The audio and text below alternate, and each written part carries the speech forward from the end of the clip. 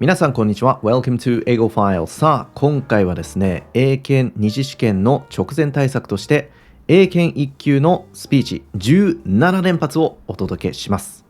で、この17個のスピーチは何かと言いますと、過去にですね、英語で SDGs っていう動画シリーズを作りました。で、簡単に言うと SDGs っていうのは国連が掲げている17個の目標ですね。例えば貧困を根絶しましょうとか、みんな教育受けられるようにしましょうとか、環境を守りましょうとかですね。あらゆる社会問題を解決しましょうっていうことです。で、この動画シリーズではいろんな具体例とか、あとデータとか紹介して、で、最後にそれをどうやったらスピーチで使えるかっていうのを実演してるんですね。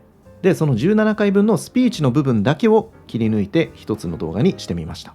なので、続けて17個スピーチを見ることができます。で、使い方はね、もちろん自由なんですけど、まずトピックを出すので、自分で1分間考えて、で、2分間まず喋ってみるのをお勧めします。で、その後に私の回答例を見て参考にできる部分を参考にするっていうのがいいのかなと思います。で、ちょっと注意点が2つありまして、最初の2つのスピーチは、ちょっと短めになっています。1分半ぐらいですかね。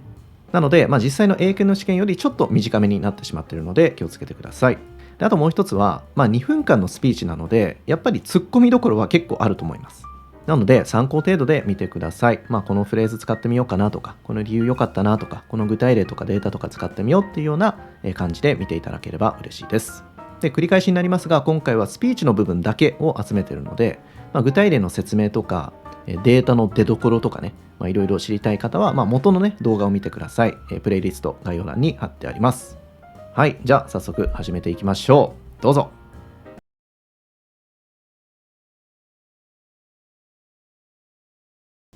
Well, I believe it can, based on the progress that has been made over the past few decades. So I heard that in 1990, the percentage of people who are living on less than $1.90 a day was around 36%.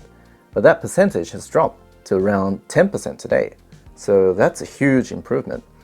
And I think one of the reasons why that was possible was thanks to the efforts of international organizations such as the United Nations.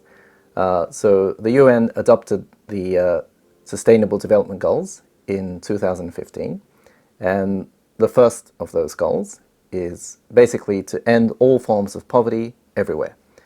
And specifically, one of their targets is to eradicate extreme poverty by 2030. And I think we were making pretty good progress until the coronavirus pandemic struck and devastated the world. So I heard that unfortunately this crisis has pushed back about 100 million people into poverty. So unfortunately we've gone a little off track now, but I think in the future, and I hope that in the future, poverty will be abolished from the earth once and for all.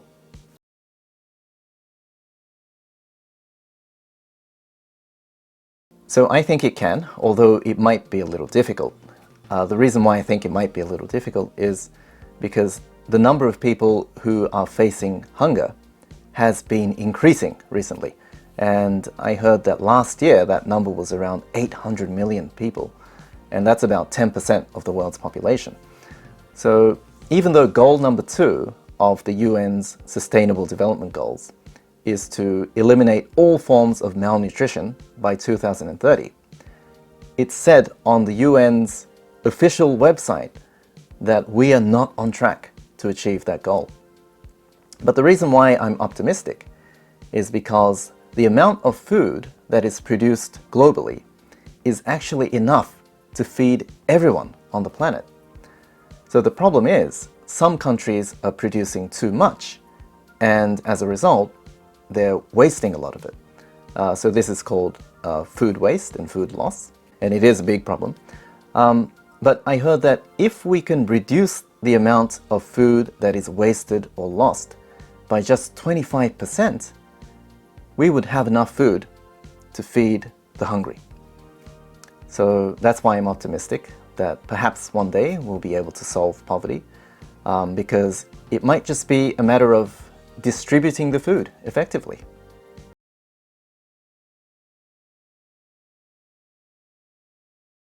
So I think there are many health threats that humans are facing at the moment. but one of the biggest is probably air pollution. So in fact, goal number 3 of the UN's SDGs is related to improving the health of people around the world. And one of the specific targets is to reduce the number of illnesses and deaths caused by air pollution. So I think that proves that air pollution is a serious issue that needs to be dealt with.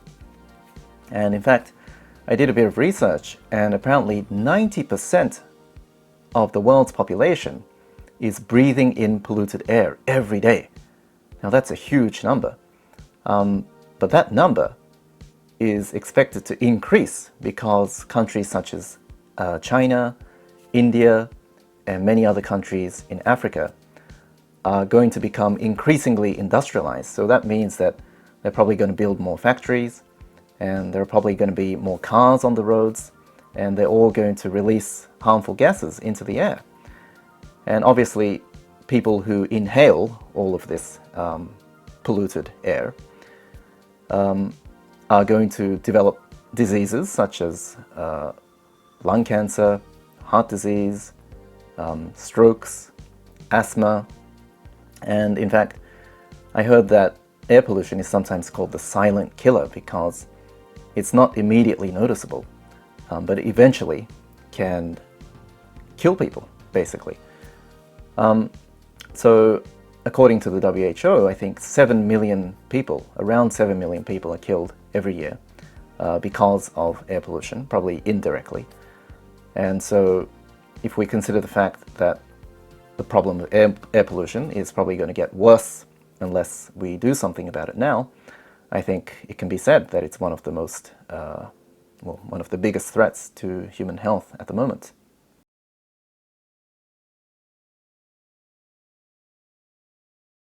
Yes, I think it has, because firstly, technology has made education much more accessible for children in impoverished areas. So even if there are not enough teachers or not enough schools, so long as a child has access to the internet, he or she will be able to receive quality education just by watching videos or taking online classes.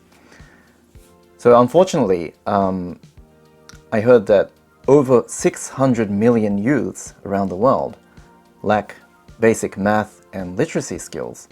So that's why one of the UN's Sustainable Development Goals is to ensure that all boys and girls will receive quality primary and secondary education by 2030. And I think this is achievable if we make use of technology. And the second reason why I think technology has changed education for the better is that online education has become extremely important, even for students in the so-called developed countries. So as we're all aware, many students around the world are unable to receive education because the COVID-19 pandemic caused the temporary closure of many schools around the world.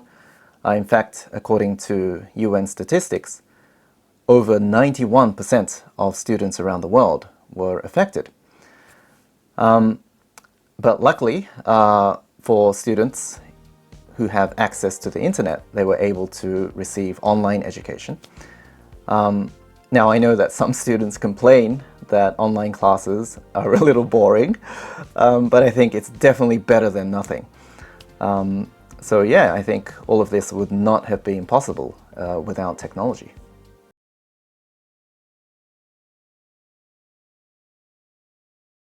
Well, looking at the data, I'd have to say no. That being said, I think it does depend on which country we're talking about. So according to the Global Gender Gap Report, Scandinavian countries, for instance, like Finland, Iceland, and Norway, rank very high in the rankings, as well as Rwanda, which is one of the very few African countries that made it into the top 10. So in fact, I heard that about 61% of the members of parliament are women. And women in Rwanda played a very big role in rebuilding the country after the devastating Rwandan genocide. So I think it could be said that in countries such as these, women's rights are perhaps given quite a bit of attention. On the other hand, in countries such as Japan, which is often criticized for ranking low in the same rankings, maybe some improvements could be made. Now, to be fair, Japan does do pretty well in the areas of education and health. So for instance, I heard that women in Japan have like the highest literacy rate in the world, and also, well, they have the longest average lifespan. But in politics, they're severely underrepresented. We've never had a female head of state, for instance. And also, in terms of income, I think there's still a disparity between men and women. So, well, over the decades, although some improvements probably have been made, there's probably still a lot to work on. Not just in Japan, but also in other countries that rank relatively low in the Global Gender Gap report.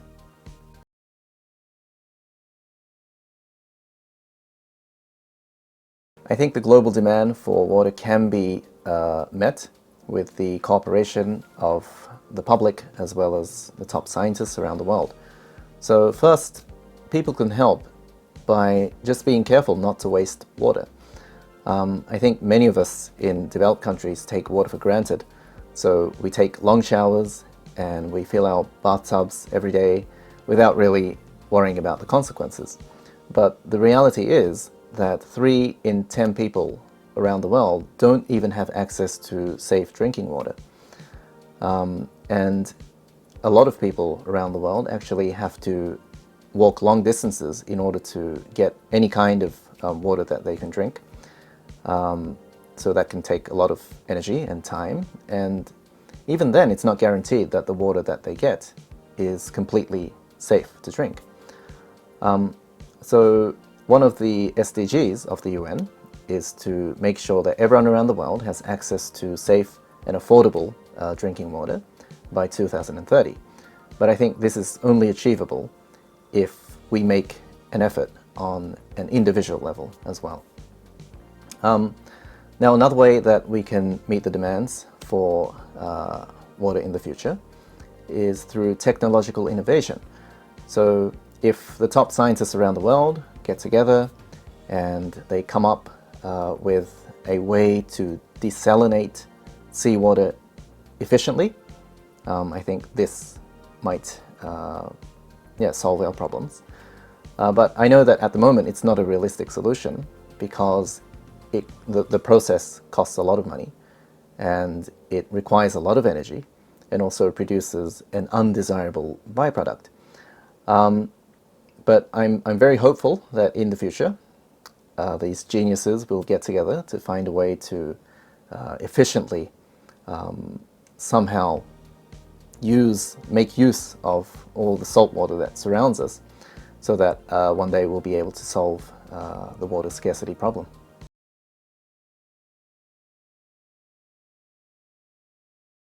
Well, I think they can and they must, because according to the United Nations website, energy accounts for about 60% of all greenhouse gas emissions.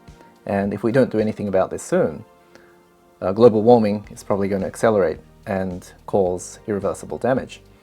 So for instance, low-lying island countries such as Tuvalu might become completely submerged. And so in order to prevent this from happening, so goal number 7 of the SDGs is trying to promote the widespread use of renewable energies. So I think renewable energy can replace fossil fuels because basically technology has been advancing to make renewable energy more efficient.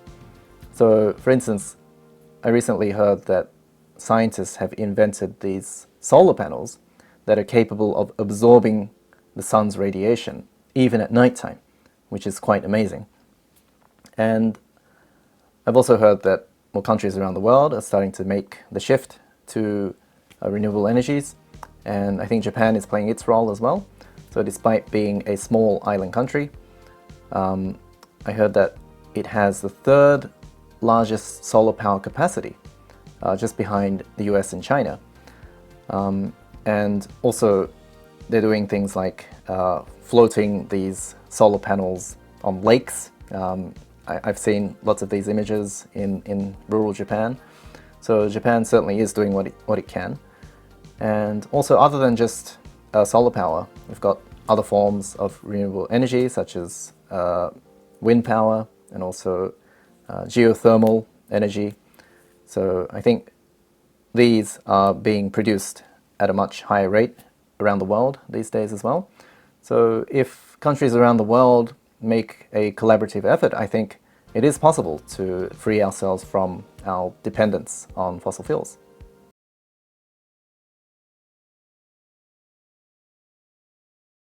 Well, I can't completely agree with this statement because in many cases it's the developed countries that benefit from globalization and it's the developing countries that get taken advantage of. So we all know that many multinational corporations build factories in developing countries in order to take advantage of cheap labor. So I've seen videos of all these people sewing clothes and also assembling electronic devices such as mobile phones. But the problem is that the work conditions are usually so severe that these workers end up harming their health. And in the worst case scenario, they can end up losing their lives. So in 2013, there was actually this 8-story factory, garment factory in Bangladesh that collapsed, killing over 1,000 people. So this tragedy could have been prevented because I heard that the owner of the building actually noticed that there were cracks in the walls, but he ignored them. And then the following day, this tragedy occurred.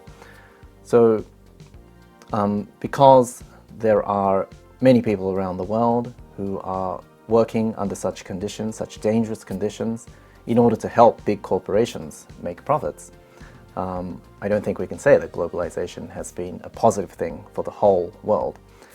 And one of the most horrific things is that children are sometimes forced to work under these conditions. So according to UNICEF, I heard that 1 in 10 children are subjected to child labor. And because this is such a big problem, one of the UN's SDGs is to protect the rights of laborers and also to promote safer and more secure work environments. So unless we can achieve this, I don't think we can say that globalization has been a positive thing for the world economy.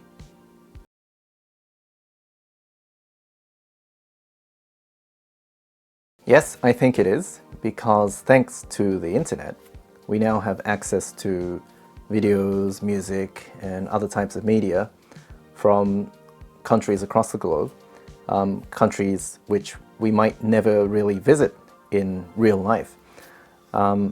Yes, I think it can be said that in this sense, cultures are kind of coming closer together. So I heard that a little over 50% of the world population has access to the internet. And so with so many users across the globe, it's no surprise that videos and other types of media can go viral on the web almost instantly. And in fact, the most viewed YouTube video in the world is actually a children's song that was arranged by a South Korean entertainment company.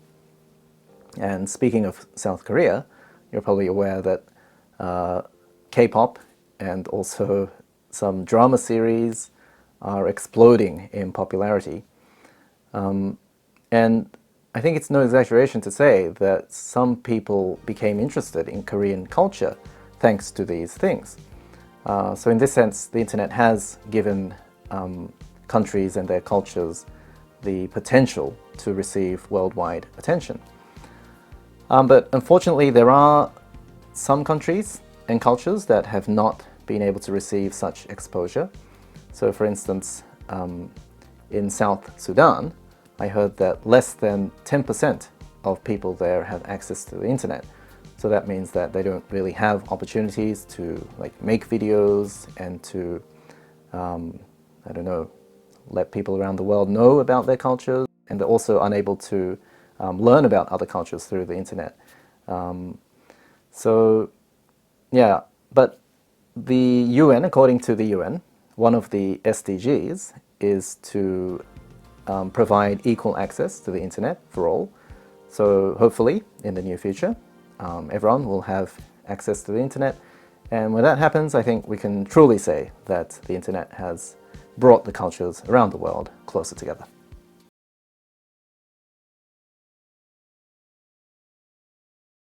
Well, I do think that a certain degree of inequality is inevitable, but we should try to reduce it as much as possible. And in fact, one of the UN's SDGs is to do exactly that by 2030. Now, from the perspective of income inequality first, it is true that the 26 richest people in the world have as much money as half of the global population. But there are many billionaires who are actually philanthropists and make lots of donations. Bill Gates is a good example. So, there are people who are trying to make the world a better place. And from the perspective of education inequality, it is true that there are some countries and regions where there's a lack of teachers and schools. So even if a student wants to learn, they cannot. But thanks to technology, it's now becoming possible to offer high-quality lessons to children around the world. And Khan Academy is a great example. So by accessing this YouTube channel, students around the world, so long as they have access to the internet, can receive education on all sorts of subjects such as math, chemistry, history. And not only is it free, but you can also watch it displaying subtitles of your choice. So again, although inequality is probably inevitable, I think it is possible to reduce it, and as my examples showed, there are many people around the world who are trying to do just that.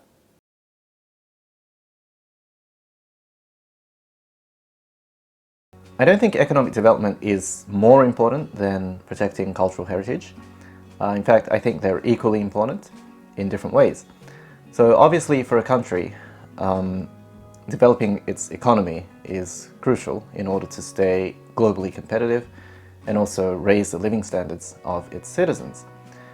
Now, several decades ago, Japan had the second largest GDP in the world, and many companies were exporting all sorts of goods like TVs and cars across the globe, and as a result, lots of people were making money and they were able to live comfortable lives. But unfortunately nowadays, Japan is undergoing a bit of a recession, and because of that, lots of people are finding it difficult to make ends meet. Now, on the other hand, protecting cultural heritage is also important, and the UN knows this because one of its SDGs is to preserve the cultural and natural heritage of the world. Now, I think there are around 900 cultural heritage sites in the world, and yeah, if any of these are destroyed or damaged, I think that'll be a huge loss for humanity, because it'll be like erasing part of our history. So yeah, we can't ignore these things, obviously. So I think the best solution is to maybe spend money on preserving these World Heritage Sites, for instance. So, for instance, like the Eiffel Tower is a World Heritage Site, and by preserving it and by promoting it, I think France will be able to attract lots of visitors, and as a result, because the tourists will spend lots of money there, they'll be able to help the economy as well. So there'll be win-win, and I think, yeah, that's the best solution.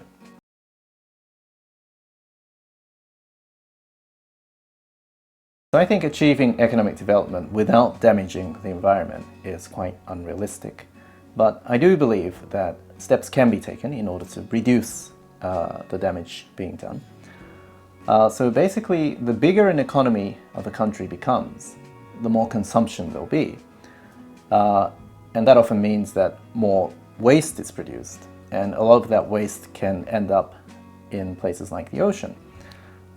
Plastic, for instance, is widely used by many industries for its versatility and durability. But because it's often not disposed of properly, it ends up in places like the ocean where it doesn't belong. So I've heard of this thing called the Great Pacific Garbage Patch, which is a huge collection of garbage that's just floating in the ocean between Hawaii and California, and it's about 3 times the size of France. Anyway, here I heard that lots of fish and other marine animals, they eat the garbage like plastic and they can end up dying. And unfortunately, I think this trend will continue.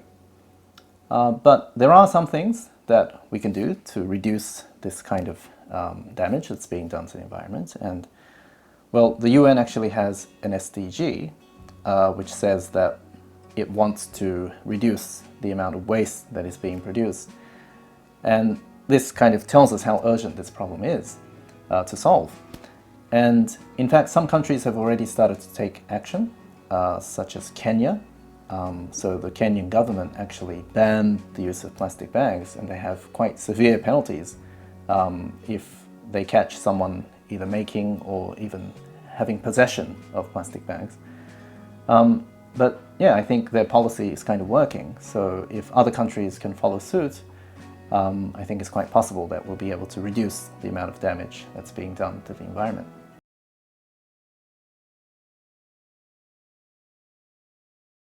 Well, I don't think we can say that it's the biggest threat that humanity is facing, because there are other threats that could potentially wipe out the entire human race in an instant, such as nuclear warfare. But it definitely is one of the biggest, because it is a global phenomenon and affects all of us without exception. And I think that's why the UN, one of the UN's SDGs, is to slow down climate change and the effects of global warming as much as possible. And it's also why the UN holds those climate change conferences every year as well.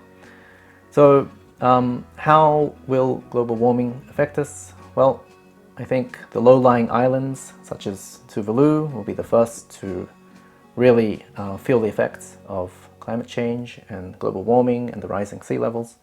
It's said that in 50 to 100 years, maybe Tuvalu will become uninhabitable. Once that happens, people will need to start migrating, and if something similar happens to other countries as well, there'll be mass migrations everywhere, there might be chaos. So in that sense, people will be affected. But not just people, but also animals will be affected by climate change.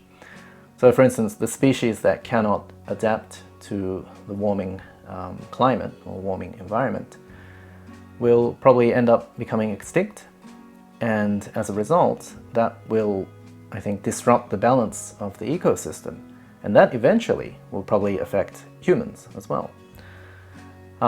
So yeah, something definitely needs to be done. And well, actually at COP26 last year, some progress was made, I think. So for the first time in history, coal was explicitly mentioned in the agreement.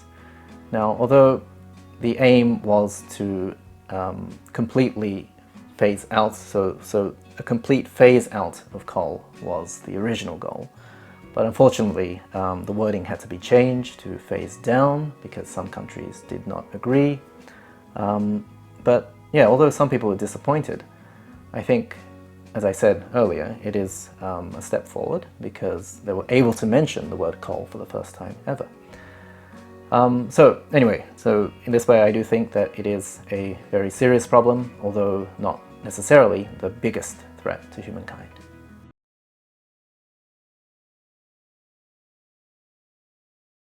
Well, I like to look on the bright side of things, so I'm going to say that it's never too late. Although I am aware that marine life is in serious trouble at the moment because of overfishing. In fact, I heard that over a third of all sharks are on the red list of threatened species, which was actually quite surprising because I didn't expect humans to overfish these fearsome creatures. But come to think of it, I think shark fin is a delicacy in lots of Asian countries, and maybe that's why there's a high demand for sharks. So yeah, obviously, you know, if they become extinct, then it'll disrupt like the ecosystem as well. But I am optimistic, as I said, because, well, my first reason is because stricter regulations are being made in order to prevent overfishing. And in fact, number 14 of the SDGs is related to combating illegal fishing and also overfishing. So I think we can expect more international cooperation in the future. And my second reason is that aquaculture is providing us a lot of hope. So in fact, I heard that the total consumption of fish that is produced by aquaculture, in fact, surpassed the total amount of wild fish that we consume. And I think Japan has the know-how as well, because Kindai University in Japan was actually the first kind of institution that was able to successfully produce fully farmed bluefin tuna. And because traditional Japanese cuisine relies heavily on seafood, and also because washoku was designated as an intangible cultural heritage by UNESCO, I think more people will be encouraged to try to make sure that we'll never run out of fish. And yeah, so efforts made by Japan will probably end up benefiting the entire world, and I think we'll eventually be able to solve the problem of overfishing.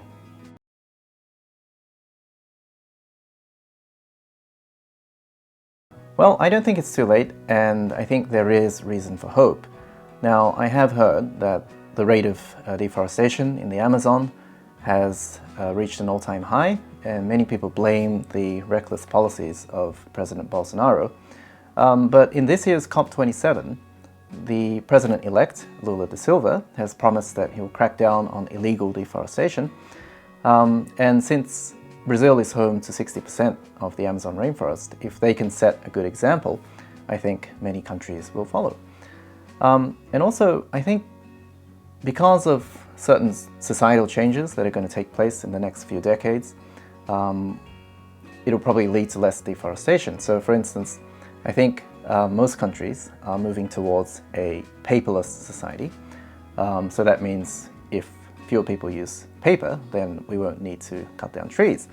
So already we can see children in schools using iPads instead of paper textbooks, and also lots of adults also prefer to read electronic versions of paper books.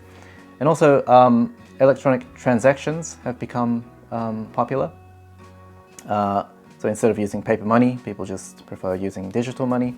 And I think this trend is only going to accelerate. And also, from what I understand, the main reason why deforestation occurs is to make enough space for agriculture. So if we can somehow come up with technologies that allow farmers to grow more food using less land, and also if we can come up with ways to make artificial meat that tastes as good as animal meat, then maybe we won't have to kill animals for food, and therefore the livestock industry will shrink, and that might lead to deforestation. So in this way, I think we have a lot of reasons to believe that we'll be able to protect our rainforests in the future.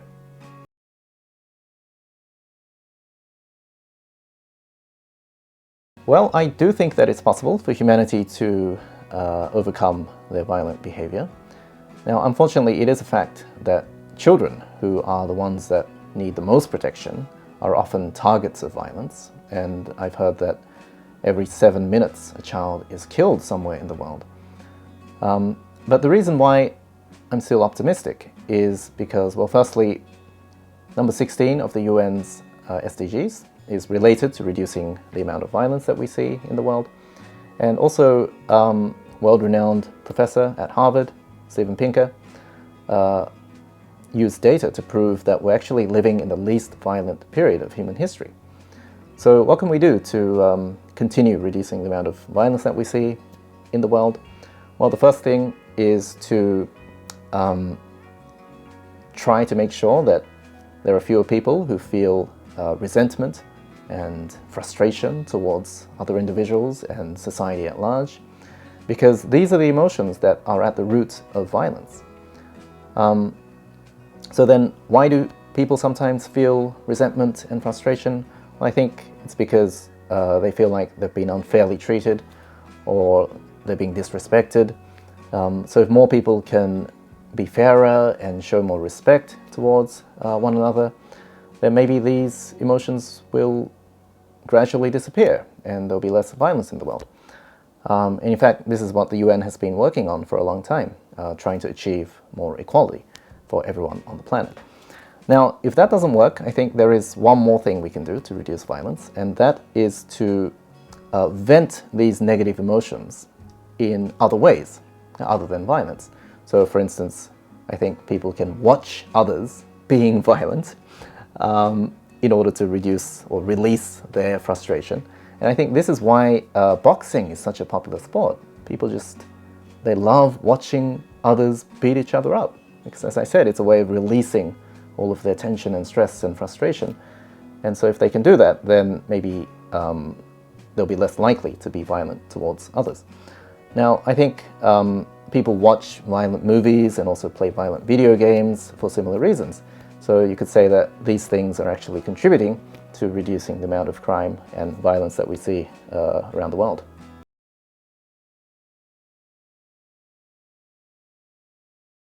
Well, considering that most developed countries have not reached the target set by the United Nations, which is that they should try to spend at least 0.7% of their GNI on foreign aid, I think there is still a lot of potential for developed countries to help developing countries more. And I think there are two main advantages in doing this as well. One being that the countries that receive the aid will most likely be willing to return the favor sometime in the future. So there's this law called the law of reciprocity, which means that if someone does something nice to you, then you feel like you want to do something nice to them in return. And I think this is hardwired into our brains. And so, for example, Japan received a lot of aid from like the World Bank and other countries after World War II. And thanks to that, they were able to develop into the second biggest economy in the world at one stage. And now that Japan has become an advanced country, I think it's helping lots of countries in need. So yeah, I think this is a good way to develop a healthy relationship between these countries in the long run. And the second advantage is if we can help developing countries to expand their economies, then maybe in the future they'll be able to become trading partners. So especially in countries in Asia and Africa where the population is already huge and is growing exponentially. Let's say that these people become wealthier, they have more money to spend, and the demand for goods rises, then I think that's a great chance for companies in developed countries to do business with them, and that'll be win-win. So that's why I think developed countries still can help developing countries more.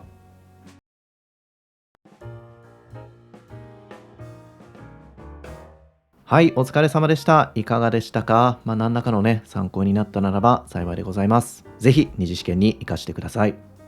A 日程とね、C 日程の前に直前応援ライブをすると思いますので、質問とかあった場合ね、ぜひ聞きに来てください。